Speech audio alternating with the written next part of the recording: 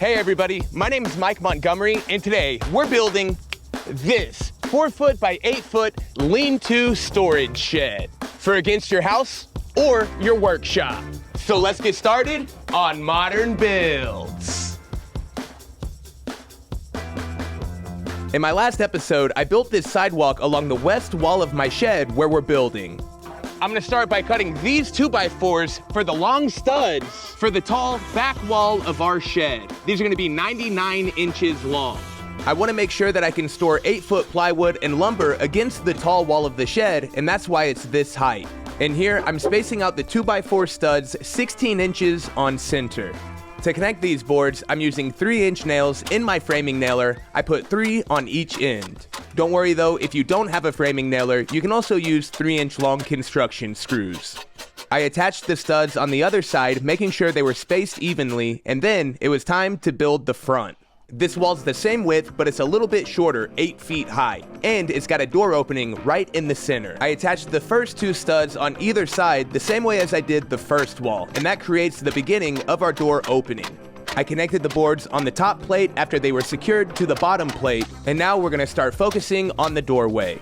First, I cut 2 vertical jack studs that are 82 inches high. That's how tall I want my doorway to be. This connects to the face of each 2x4. It's gonna give it a lot more strength. It's also what I'm gonna be securing my top header board to. To beef up the header, I'm gonna be connecting it to the top plate with some scrap 2x4s, kind of making it into a truss. I marked my first piece in place, then cut it to fit. That's what we're looking for. I used this piece as a template, and I cut a total of 7 of these small pieces. I'll be putting one of these pieces on each end of the header board to beef up that double stud, and then I spaced the others out symmetrically across the opening. And that is officially front wall complete. This is definitely the most complicated wall, so I was happy to have it done. Awesome. I stored this against the shed with our tall wall, and now it's time to focus on our 2 narrow walls on either end. I want my shed to have a finished width of 48 inches wide before sheathing, so I cut my top and bottom plates to 41 inches wide because these are going to be sandwiching into our wide 8-foot walls. The front and back walls are each 3.5 inches wide. That totals up to 7 inches, so that's going to create a 48-inch finished wall before our paneling. And because of the width of these walls, these studs are spaced out 12 inches. Both of these 2 side walls are the exact same, and they come out to the same height as our front wall. Okay, our 4 walls are complete. Before we attach them though, I'm gonna add the sheathing to the back wall. This back wall is gonna go against the shed, and this is gonna be the only chance that I have to attach these panels. I'm using 3/8-inch plywood sheets, the exact same thing that's on the shed. I added a second stud in the center of the wall, that way there was plenty of meat for this second panel to screw into. And while I was attaching this panel, my camera overheated. My next step though was to use my circular saw and a straight edge to cut 2 6-inch tall panels, and this will cap off each side of the wall on top. With this done, our back wall is complete and it's ready for installation. And there's just a couple of pieces of trim that I want to remove really quick before I place this back wall. This should help everything sit pretty flat against it, even though there is some warping in the plywood. I ran screws along the top edge of these plywood panels where the trim used to be. This should help keep it flat. This wall's probably going to be heavy, but it's time to lift it in place. Here we go. This really wasn't too bad. I ended up doing a little crab walk, and that worked pretty well for me. This is where I was happy this shed wasn't any larger. Nailed it. Whew. I knew that this wall wasn't going to sandwich perfectly against the shed because some of the plywood was warping out a little bit. My goal was to get this plumb and to make sure that there wasn't any bends in the wall.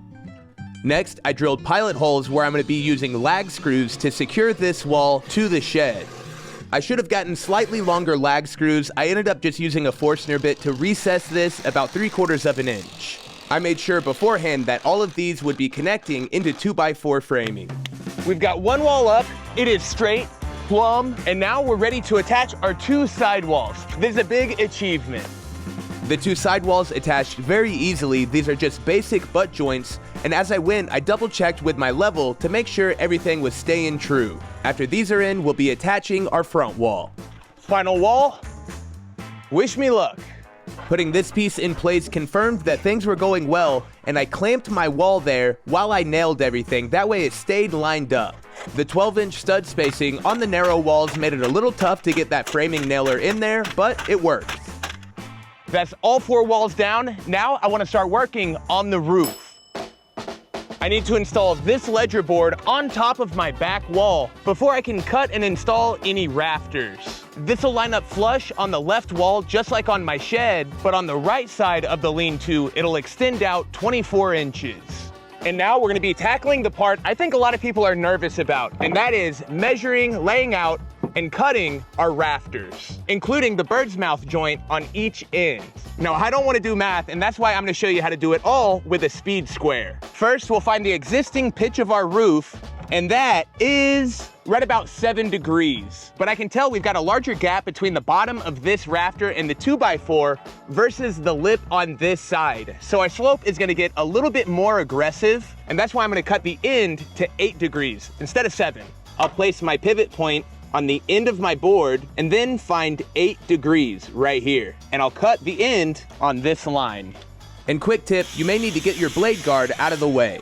And if we did it right, everything should sit flush, which it does. I want my bird's mouth joint on this side to span the width of this 2x4. So I'll use my speed square to extend the lines going vertical, referencing my stud. Next, I'll find out how big this gap is and transfer that mark on the other side. And next, I'll connect this corner and that mark we just made. And they should be level to the earth. This raised part here only needs to come down about 1/4 of an inch to be flush with our ledger board. So after I extend this line up, I'll make a mark and make a level line. And that's what we'll cut away. I cut all the straight lines with my circular saw and then followed it up with my jigsaw to remove the little bit of material left in the corner. My roof has a relatively shallow slope. If yours is more aggressive, your cut will be too. If we did everything right, it should be lining up pretty straight and flush.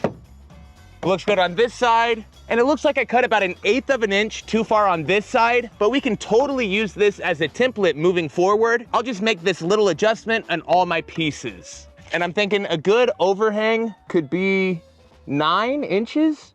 Yeah, that looks good. 9 inches. I measured off of my bird's mouth joint 9 inches, and then I set that 8-degree angle before cutting it with my circular saw. And before we make all of our duplicate pieces, I can see that the end is plumb. And now I can make my second rafter using the first one as a template. This time though, I'm going to be making that 1/8 inch adjustment to the outside bird's mouth joint so that everything sits flush. I'll test the fit, and if this is better, I'll end up using it as the template going forward. Look at that.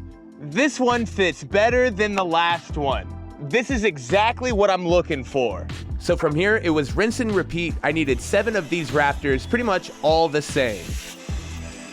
And really quick, I want to give a big thanks to Squarespace for sponsoring today's episode. Squarespace is your one-stop shop to build your own website or online store, and that has never been easier. With cutting-edge design tools like Blueprint AI, Squarespace's AI-enhanced website builder. And you can get discovered fast with Squarespace's integrated SEO tools. They do all the complicated back-end work to make sure that you show up more often on search engines. With Squarespace Invoices, you can get paid fast and impress your clients with on-brand invoices. And you can streamline your workflow from proposal to contracts, invoices, and seamless online payments all in one place. And with Squarespace email campaigns, you've got all the tools you need to engage your clients, promote your services, and build your business built in. So to learn more, make sure and follow my link down in the description. That is squarespace.com/modernbuilds. And then when it's time to make your site live, don't forget to use my code ModernBuilds for 10% off your first site, store, or domain through Squarespace. As always, huge thanks to Squarespace. Now let's keep working on this lean-to.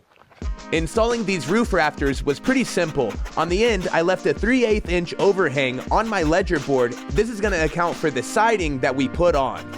Because this is a small shed with a short span, I'm just toe-nailing all of these rafters in. You could also use Simpson strong tie brackets if you want to or need to. Also, if you're nervous about the wind blowing your roof away, you can screw it from up underneath your wall top plate. These rafters are spaced out along the wall studs, and this should really help with weight transfer, making this a sturdy shed.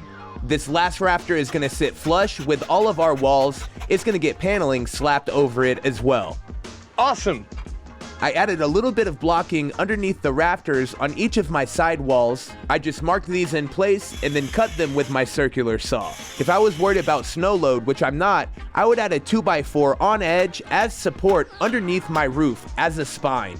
Up next, it's time to cap our roof off with the sub fascia board, which is gonna be our finished fascia. That's because I wanna match the shed that this is attaching to. This board also extends 3/8 of an inch past our first rafter, and that's gonna account for our siding panel. It should also get the ends of all of our rafters squared up, and then we could put on our cap piece. Awesome. Next, I got some more leftover 2x4 material, and I cut these pieces to 24 inches. They're gonna be the support blocking on the overhang of our roof. I attached these boards through the face of the rafters into the ends of the blocking, and this shored everything up. We're looking very nice. And framing is almost done. We've just got a couple of doors to build tomorrow. If you wanted one big door, that totally makes sense, but I'm gonna be making 2 smaller doors. That way this lean-to matches the bigger shed. Each of these doors are about 32 3/8 inch wide. They're accounting for an 1/8 inch on either side where the hinges are gonna be, and if you wanted, you could use surface mount hinges. But like I said before, I'm trying to match the shed, and on the front of it, it has traditional hinges. It's also important to keep in mind about a 1/4 or 1/2 inch gap in between your doors. That way they have the room to swing shut without hitting each other. I installed a hinge on the top and the bottom 8 inches away from the edge and one in the center. And this may be a good time to mention that I'm going to leave a link to all the important tools, materials, and supplies for this project that I used in the description below. I just used a shim to make sure that this door had about an 1/8 inch gap between it and the bottom of the framing so that it can swing open. My lumber was a little bit wet when I started, and it dried through the process, warping some, so adding these center hinges are important to keep things lined up. And now that the second door was on, it was time to give it a test to see if it swung free. A little bit of twist in the boards, but the doors aren't too wonky.